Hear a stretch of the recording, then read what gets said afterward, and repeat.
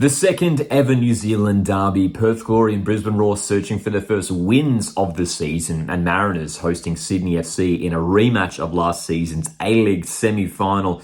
It's round 7 of the A-League men's coming up this weekend. A lot to talk about, and Friday night is kicking off with Brisbane Roar, Melbourne City, in what should be an interesting game. Brisbane Roar, as mentioned, still looking for their first 3 points of the season. This is just their second home game of the campaign so far. And it's been interesting watching Brisbane Roar because they've scored a decent amount of goals. They scored 2 against Sydney, 2 against Adelaide in Unite round, and last week a crazy 4-4 draw with Macarthur FC, where they were leading 2-0 at one point as well early in the game. It's a side who you look at the players and they do have sort of the elements, the sort of the ingredients for a decent squad who are capable of winning a decent number of A-League games.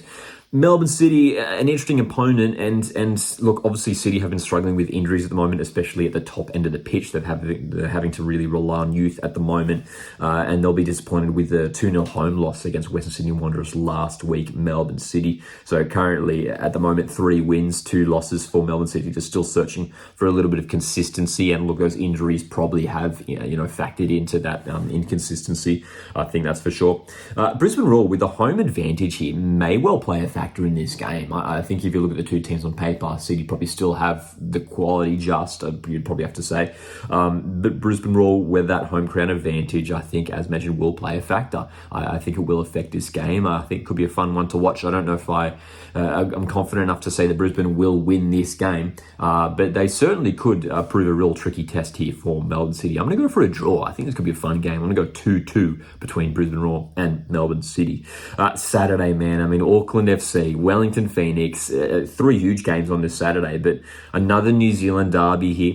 Auckland hosting it this time around. Of course, Auckland winning the first New Zealand derby a few weeks back down in Wellington with 2 late goals courtesy of Jake Brimmer. Wellington Phoenix, they've had the week off. They had a bye last week. And I think Phoenix will be out, obviously, hunting for revenge in this game. But obviously, Auckland FC, they've just been incredible in their inaugural season. 5 wins, no goals conceded. It's just been simply incredible watching this Auckland FC team who have been put together this season and are performing incredibly well, thanks to the leadership of head coach Steve Corica. But Wellington Phoenix, man, I was really impressed with that win in Unite round a couple weeks ago against a good Melbourne Victory side. The way they held them out and hit them on the counter-attack, especially in the second half, and looked dangerous and grabbed the win in the end. And a similar thing could happen here against Auckland FC. And look, Giancarlo Italiano, who we know is a top head coach, has had a couple weeks to plan and prepare for this match and set up his team tactically to try and get a result from this match. And they're really going to want to get that result after losing it on their home ground a few weeks ago against their bitter rivals, Auckland FC. This is going to be a really, really fun game to watch, of course. And obviously, a sold-out crowd. Auckland FC, that home crowd, could well play a factor in this game, but we should mention there will be a strong contingent of Wellington fans in the stadium, we expect as well. So, look, I'm going to say that Auckland FC do concede for the first time ever. I think Wellington Phoenix score in this game, and I think it's going to end a draw. I'm going to say a 1-1 draw between Auckland FC and Wellington Phoenix. I think Wellington, with that bye, with that time to prepare for this game, could well prove a challenge here for Auckland FC and a draw, which, look, I mean, still, Auckland, it wouldn't be a disaster for them, don't get me wrong. Like, they're still in a great position, but I do think Wellington Phoenix have enough here to halt sort of the incredible sort of wave that has been Auckland FC, who have been just beating everyone in the competition so far up to this point. I'm going for a 1-1 draw in the New Zealand derby this weekend. Next up, Newcastle Jets, Adelaide United. The Jets, with just their second home game of the season. Their last home game was all the way back in round 1. So it's been a long wait for Jets fans. And they're hosting Adelaide United. The Reds have impressed me this season. They've sort of proved me wrong so far. Adelaide, one of the 2 teams who are undefeated so far in the league with just 3 wins, 2 losses. 12 scored, 9 conceded, and a lot of their players have been performing really, really well. The likes of Zach Clough, Dylan Pereira's new signing for the Reds has been good so far this season as well, and a lot of the young guys have been playing well, and it feels like sort of they've really sort of got a consistent and sort of figured out sort of setup in terms of that lineup, and even substitutes as well. We've been seeing in a lot of their games, Archie Goodwin coming on the hour mark for Luka Ivanovic, sort of these consistent substitutions. It feels like Calvert really has things sort of figured out for the Reds this season, and I think probably will be favourites heading into this game, especially considering the Jets look just a 1 win so far, and aside from that, 4 losses. They've been second best in 4 out of 5 of their games so far this season. Look, a big boost for Newcastle Jets, we should mention, is the return of Lockie Rose, who hasn't featured in the league for them this season. Huge boost. He obviously provides something different going forward, and it feels like Jets have sort of been, Robbie Stanton has been chopping and changing things in the final third, whether it's Wellersol or Ben Gibson coming in, Clayton Taylor, but he's sort of been featuring on the bench more so this season. Look, home field advantage, Jets will be hoping that will play a factor in this game, of course. I'm going to say a draw in this one. I think it could be a close one. I don't think Jets will have enough to get a win here against a decent Adelaide United team, but I think do have enough to get a point from this game. I'm going to go for a 1-1 draw as well between Newcastle Jets and Adelaide United. Next up, Western United, Macarthur SC. Western, look, they've shown glimpses throughout this season. We think back to that win in Unite round against Perth Glory.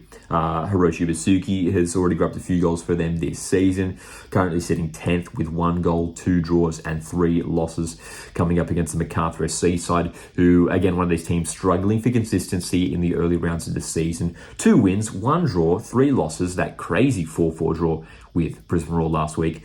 They've scored 14 and conceded 11, so it's been a little bit chaotic when it comes to the goals for Macarthur SC, so we could maybe expect more goals in this game as well for the Bulls. No doubt they have some quality players with the likes of Jaman. Marin Yakulic has already grabbed 4 goals this season as well, so they certainly have a goal-scoring threat. Macarthur SC, we do know that. Jed Drew has been very good so far this season for them as well. Western United at home once again here, looking to make Ironbark Fields a fortress. And look, it's a small ground, as we know, Ironbark Fields, but if they can pack, a few thousand fans into that stadium, it could become a really formidable place for, opposition teams to come and play, the green and black. Tricky one to pick. I'm going to go for another draw here. This may well be the round of the draws. I'm going to go for a 2-2 draw. For me, you just look at these two teams. West United, we can't write off the fact that they do have Hiroshi Basuki and Noah Botic, who are already, creating a really nice little partnership in the early rounds of the season. And they will have the likes of Dylan Leonard returning from suspension, we expect as well. Tomoki Imai's back as well. Ben Garuccio, we'll see whether he returns. He missed out last week due to injury. West United, Macarthur SC, 2-2 draw for me. Again, it's just the theme of this week, it seems, the draws. But I'll tell you what, in the next game, may well not be a draw, because this is probably the easiest one to predict. Nothing against Perth Glory, no offence to Perth Glory, but they've obviously struggled so far this season with just the 2 draws, 4 losses, conceding 18 goals across the first 6 games. Not a great start for David Zrilic's team, who, again, you just get the sense of still sort of finding that right lineup, that right setup for Perth Glory. The lineup has been chopping and changing each week. Good to see Adam Taggart scoring a couple of goals last week. Regardless of how Perth Glory are trending in terms of their form, Adam Taggart is always a threat. If he gets the opportunity, he will take it, and that's what he did last week against Adelaide. They grabbed that important 2-2 draw last week. Can they get a draw here against Melbourne Victory, or even a win, which I think would be an upset result? It would take a mammoth effort, because Melbourne Victory have been one of the top teams in the competition so far this season, second on the ladder with 4 wins, 1 draw and 1 loss, and have so much threat in the attacking third. That's the real strength, I think, for Melbourne Victory, because obviously we've talked about it a lot, but whether it's the starting lineup or coming off the bench, it was Machash who scored last week. Arzani and Piscopo have been very good this season. Santos has been starting lately. Obviously Nikos Virgos, but Bruno Fornaroli, featured last week and scored a goal as well.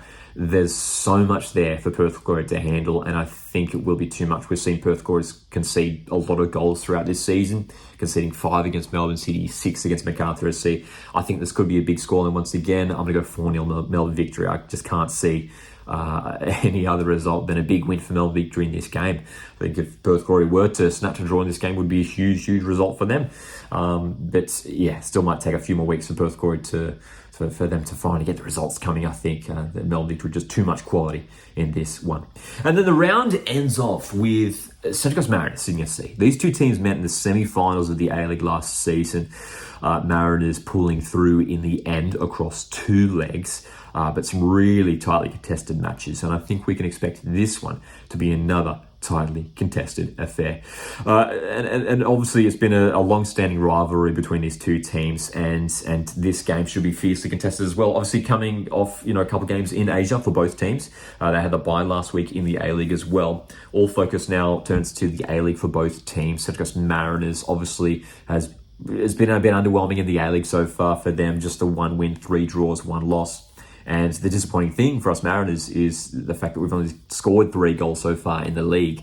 That is the lowest across the whole league. Mariners have to try to find another way to create more opportunities, to not only create the opportunities, because Mariners have created those chances, but they need the quality in the box to finish off those opportunities. The likes of Ali Kowal, Ryan Edmondson, Macarthur. Look, we've got the quality there to score the goals. It's just not clicking in the box at the moment for Central Coast Mariners.